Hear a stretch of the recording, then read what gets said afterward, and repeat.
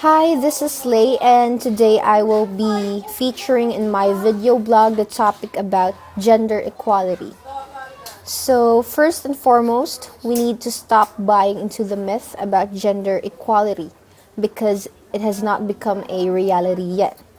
Today, women make up half of the Philippine workforce, but the average working woman earns only 77% of what the average working man makes. But unless women and men both say this is unacceptable, things will not change. Men have to demand that their wives, daughters, mothers, sisters earn more, commensurate with their qualifications and not their gender. Equality will be achieved when men and women are granted equal pay and equal respect. Humanity requires both men and women, and we are equally important and need one another. So why are we viewed as less than equal? These old attitudes are drilled into us from the very beginning. We have to teach our own boys the rules of equality and respect so that as they grow up, gender equality becomes a natural way of life. And we have to teach our girls that they can reach as high as humanly possible.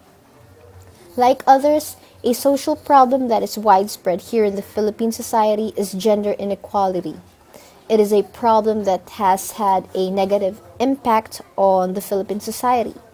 Gender inequality can be found in many subsystems of the Philippines. Two subsystems that gender inequality can be found are in the family and in the workplace. Gender inequality, in my definition, is the unequal and biased treatment between the two sexes. I strongly believe that the unequal treatment of women is something that should have stayed in primitive times.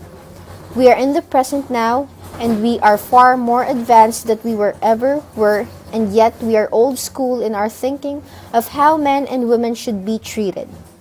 I can strongly identify with gender inequality because many of my closest friends have faced it or still face it. Materialist theories define gender inequality as a result of how men and women are tied to the economic structure of society. They believe that women's role as a mother and wife are devalued by society and deny access to highly respected public opportunities. Gender stratification refers to the ranking of the sexes in such a way that women are unequal in power, resources, prestige, or worth. Materialist theories indicate that gender stratification is increased where women's work is dedicated toward the family and men's work is dedicated outside the tire. This is a man's world. No matter how much one argues, that statement is still true. There's an old saying that can apply to gender inequality. Women have always been a step behind men because society has not accepted that women are as just capable as man is. Knowing this to be a fact, it's hard to accept that society can be so insensitive to women.